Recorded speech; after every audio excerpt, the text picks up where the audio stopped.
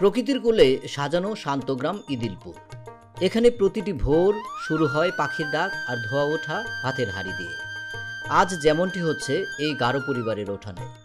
একজন গারো নারী হাসি মুখে ধান সেদ্ধ করছেন, কাঁচা রোদে লাল হয়ে উঠেছে তার গাল। ঘরের লম্বা বারান্দায় তার নাতনি ভাবনা পরম মমতায় হাত বুলিয়ে কথোপকথনে বেড়াল ছানার গা। এ যেন শহরের ব্যস্ততা থেকে অনেক দূরের কোনো এক শান্তির জগৎ।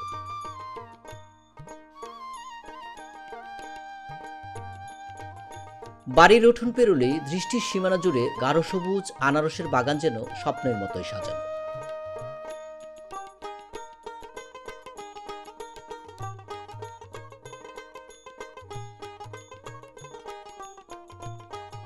পরিবারের বাকি নারী সদস্যরা শক্তি দিয়ে গড়েছে স্বপ্নের আনারস বাগান। তারা এখন আনারসের জমিতে ব্যস্ত। মাটির গন্ধ আর ঘামের ঘ্রাণে গড়া এই আনারস চাষ যেন শুধু ফসল নয়, এ এক জীবনের গল্প।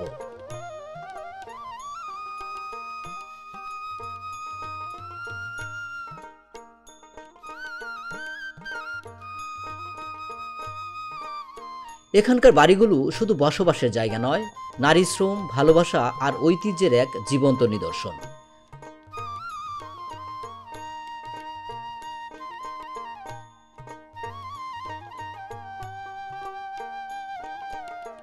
গারো সম্প্রদায়ের মিজি দয়াময়ী সাংমা ভারতের মেঘালয়ে বেড়াতে গিয়ে নিয়ে আসেন 750টি আনারসের চারা। মিজি দয়াময়ী গারোদের কাছে মিশি গারুনি নামে পরিচিত। এই নারীর সফল চাষাবাদের সাথে সাথেই অত্র অঞ্চল জুড়ে ছড়িয়ে পড়ে আনারসের চাষাবাদ।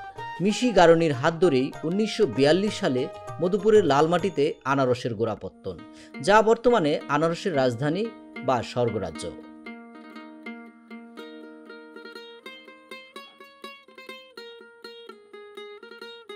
বর্তমানে মধুপুরের অরণখোলা, শোলাকুড়ি, আউসানারা ইউনিয়ন সহ বিচ্ছিন্নভাবে প্রায় 7200 হেক্টর জমিতে চাষাবাদ হচ্ছে আনারসের। এছাড়াও আশপাশের উপজেলা মিলিয়ে 10,000 হেক্টরের মতো পৌঁছেছে যার চাষাবাদ। স্থানীয় কৃষি বিভাগের দাবি, বছরে প্রায় 2 লাখ টন আনারস উৎপাদিত হয় এ অঞ্চলে, যা সারা দেশের মোট উৎপাদনের 65 থেকে 85 ভাগের যোগান দিচ্ছে।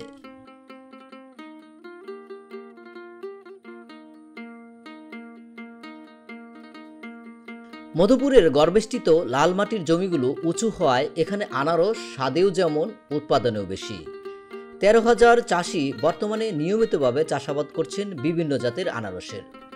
সম্প্রতি ফিলিপাইনের MD2 সহ জায়ান্ট কিউ, স্থানীয় চাষিদের দেয়া নাম ক্যালেন্ডার, হানিকুইন বা জলডুঙ্গি চাষ হচ্ছে এখানে।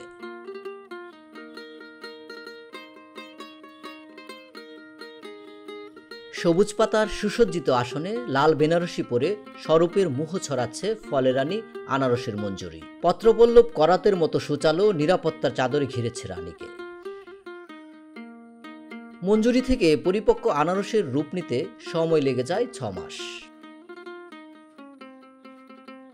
বাণিজ্যিকভাবে আনারসের চারা ফলের মাথা থেকে নয়, সংগ্রহ করা হয় কাণ্ড থেকে। ভালো ফল পেতে এ চারাগুলোই উৎকৃষ্ট। স্থানীয়ভাবে এই চারাগুলোকে ডাকা হয় মোথা বলে। মোথাগুলোকে রোপণ করা হয় সারিবদ্ধভাবে। তারপর চলে পরিচর্যা এবং ফলের জন্য করতে হয় 18 মাস অপেক্ষা।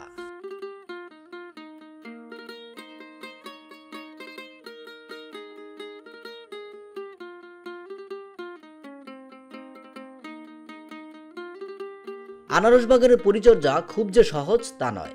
ধারালো করাত সদৃশ পাতার মাথার সুচালো অংশের আঘাতে ক্ষত হয়, ক্ষত থেকে হয় ঘা। বাগানে কাজের যন্ত্রগুলো একটু ভিন্ন রকমের, চালানোতেও প্রয়োজন বিশেষ দক্ষতার। তাই তো সচরাচর অনভ্যস্ত শ্রমিক দিয়ে এ কাজ একেবারেই অসম্ভব। এটা হচ্ছে বিশেষ শ্রেণী বা নিড়ানি, যাই বলেন না কেন। এটা দিয়ে আইলের পাশে ভিতরে নেড়ানো হয়।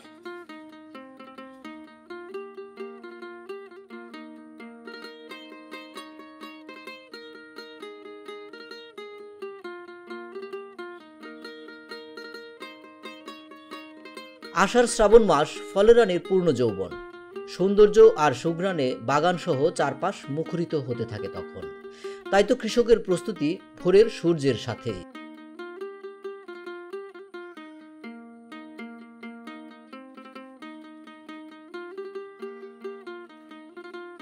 পাইকার ফল সংগ্রহের জন্য শ্রমিক, সম্পূর্ণ প্রস্তুতি নিয়ে নেমে পড়েছেন বাগানে। বেছে বেছে বাজারজাত উপযোগী আনারসগুলো তুলে রাখা হচ্ছে জোঙ্গায়।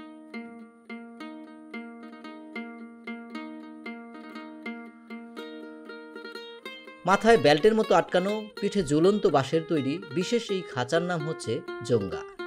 একটি জোঙ্গায় ৮০ থেকে ১০০টি আনারস ধরে, ওজনে ২ থেকে ২.৫ মণ হয় তার ভার।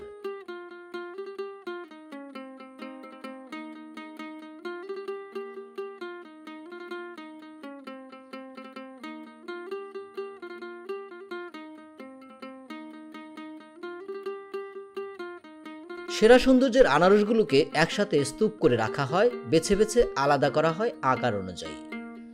প্রথম দফায় গনে গনে সাজানো হয় অটো বা অন্যান্য পরিবহনে। সহজে বহন ও দেখতে আকর্ষণীয় হতে ফলগুলোকে সুশৃঙ্খলভাবে সাজানো হয়। সাজানোর মাঝে আছে নৈপুণ্যতা। একটির সাথে আরেকটির ধাক্কায় গায়ে যেন কোনো ক্ষত না হয় তার জন্য ব্যবহার করা হয় আনারসের পরিত্যক্ত পত্রপল্লব আর কলাগাছের বাকল।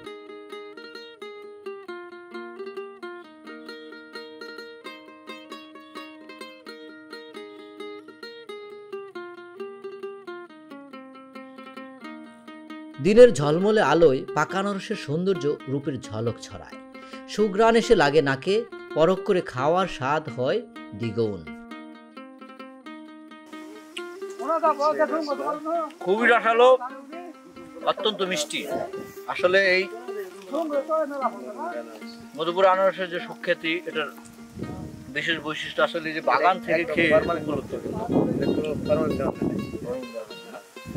কোনো ধরনের ঔষধ বা আনারস বোঝাই হলে আর বসে থাকার সময় নেই। উদ্দেশ্য দ্রুত বাজারে যাওয়া। যে যত দ্রুত বাজারে যেতে পারবে, বিক্রির জায়গাও পাবে ভালো, সাথে ক্রেতাও।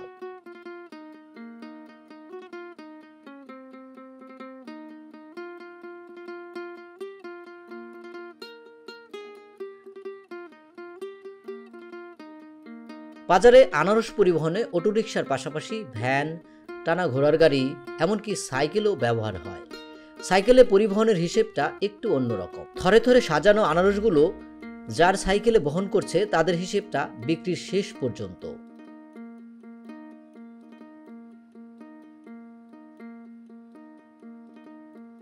একটি সাইকেলে ১০০টির মতো আনারস বহন করা সম্ভব।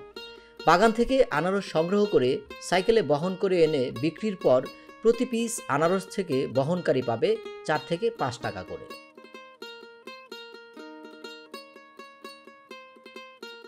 এরকম একটি সাইকেলে প্রায় ১০০টি করে আনারস বইয়ে আনা হয়। এগুলো এই সাইকেলে বহন করেই তারা বিক্রি করে দেয়। তাদের এই বহন হিসেবে তারা প্রতি পিস হিসেবে ৪ থেকে ৫ টাকা করে পায়। মধুপুরে জলছত্র বাজার আনারস বেচা কেনার সবচেয়ে বড় বাজার। পাশে গারো বাজারের মতো অন্যান্য বাজার থাকলেও শুধুমাত্র জলছত্রেই প্রতিদিন বিক্রি হয় কোটি টাকার আনারস।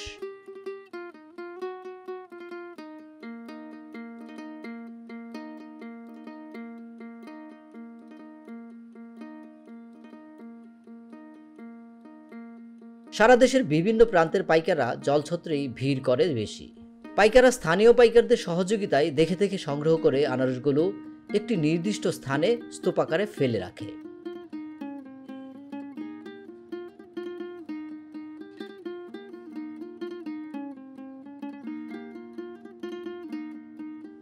নির্দিষ্ট লক্ষ্য পরিমাণ আনারস ক্রয় শেষে লোড করা হয় বড় বড় ট্রাকে।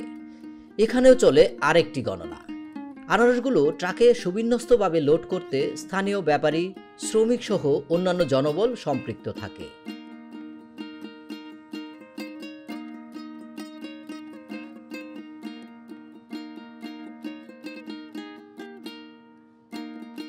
ভ্যানের উপর যেসব জংলি লতাপাতা দেখা যাচ্ছে তা কিন্তু ফেলনা নয়। আনারসগুলোকে অক্ষত রাখতে লতাপাতার সারিতে গুছিয়ে সাজানো হয়। এসব জংলি লতাপাতাও বিক্রি হয় জলছত্র বাজারে।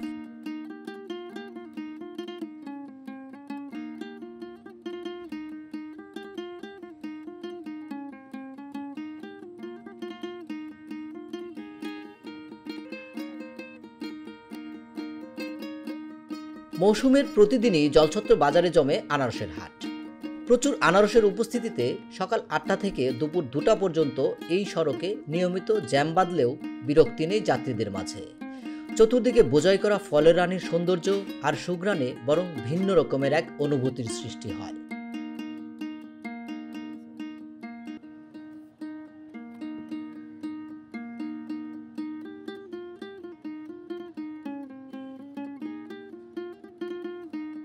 বাজারে চাষি আর পাইকারদের মাঝে দর কষাকষির চিত্রটিও খুবই উপভোগ্য। দরাদরিতে মুখ ম্লান থাকলেও বনে গেলেই ফের উৎফুল্ল মুখে বাঁকা হাসি।